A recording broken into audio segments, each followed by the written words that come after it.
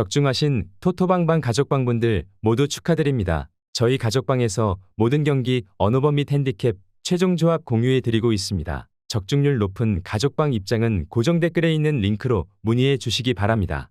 8월 28일 국내 축구 대한민국 FA컵 2경기 분석 시작하겠습니다. 첫 번째로 울산현대 대 광주FC 경기 알아보겠습니다.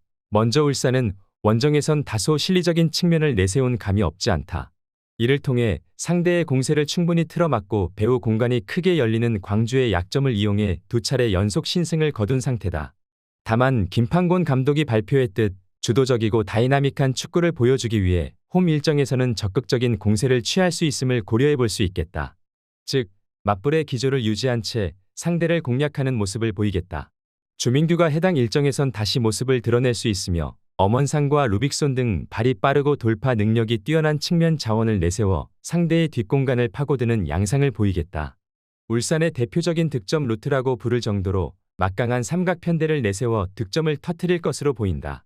단, 이렇게 될 경우 민첩성이 떨어지는 센터백 조합을 고려했을 때 광주의 유기적인 패스워크에 휘둘릴 여지도 함께 고려하는 건 해당 일정에 있어 나쁘지 않은 판단이 될 수 있을 것이다.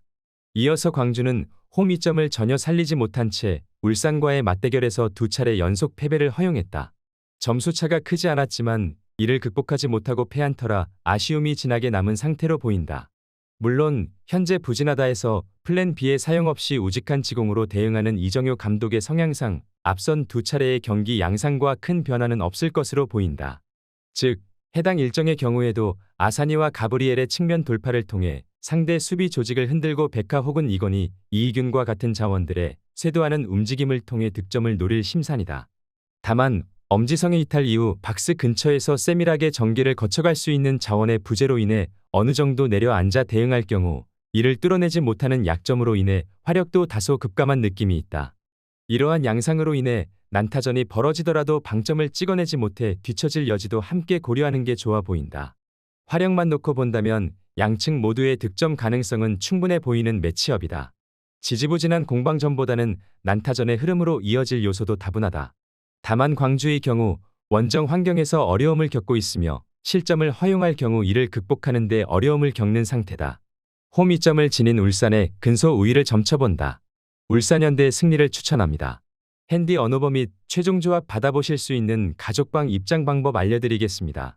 먼저 영상 하단의 댓글을 클릭해 주세요. 두 번째로 댓글 속 가족방 링크를 클릭해 주세요. 마지막으로 채팅 참여하기 누르신 후 메시지 주시고 답장 기다려 주시면 가족방 입장 도움드리도록 하겠습니다. 그럼 분석 이어가 보도록 하겠습니다. 두 번째로 포항 스틸러스 대 제주 유나이티드 경기 알아보겠습니다. 먼저 포항은 1차전 제주의 수세에 몰렸지만 가까스로 후반 뒷심을 통해 무승부를 거둔 상황이다. 어느 정도 우위를 질 수 있다고 볼 수 있지만 최근 경기력을 고려했을 때 하향 곡선을 타는 포항의 우세 가능성을 점치는 건 다소 위험한 판단이 될 수도 있다.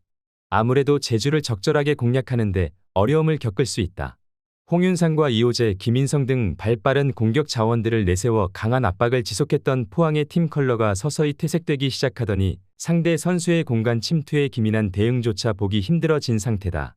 이러한 약점으로 인해 짠물 수비에서도 점점 멀어지기 시작했으며 실점할 경우 한 골 정도는 따라붙더라도 역전승을 거둘 정도의 끈기는 보여주는 못하는 상태다. 이러한 약점으로 인해 제주의 후방 빌드업 공세에 어느 정도 휘둘릴 여지가 있어 1차전의 흐름과 극명한 차이를 이루지 못할 것을 보고 있다. 이어서 제주는 1차전 후 수원 원정에서 정말 말 그대로 얻어맞으며 대량 실점으로 패했다. 체력 우위를 가지고 강한 전방 압박으로 공략당한 셈이다. 전진성을 잃어버려 공격수들의 고립과 수비진에서 지속해서 나오는 실책성 플레이가 지속적으로 펼쳐졌던 상황이다. 물론 해당 일정에서는 서로 조건이 비슷한 전력과 맞대결을 치르는 점에서 제주가 후방 빌드업을 통해 활로를 찾고 공세를 취할 가능성도 공존할 수 있다.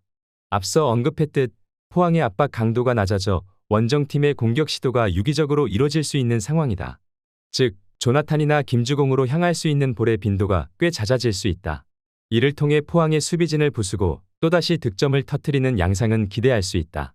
단, 이들 역시 에너지 레벨이 극명하게 떨어지는 후반전에 실점을 거듭내어주는 약점을 고려한다면 승부의 방점을 찍어내는 건 사실상 불가능해 보인다. 두 전력 모두 현 상황만 놓고 보자면 모두 약점을 갖추고 있는 상태다. 다만 제주가 뒷심 부족으로 인해 승리의 방점을 찍는 능력이 다소 떨어지고 원정에서는 극단적으로 부진하는 바람에 포항의 약점을 노리더라도 방점을 찍는 건 어려움을 겪을 수 있겠다. 지지부진한 공방전 속 무승부의 가능성을 보고 있다. 90분 이후 승부가 날 확률이 매우 높은 일정이다. 무승부를 추천합니다.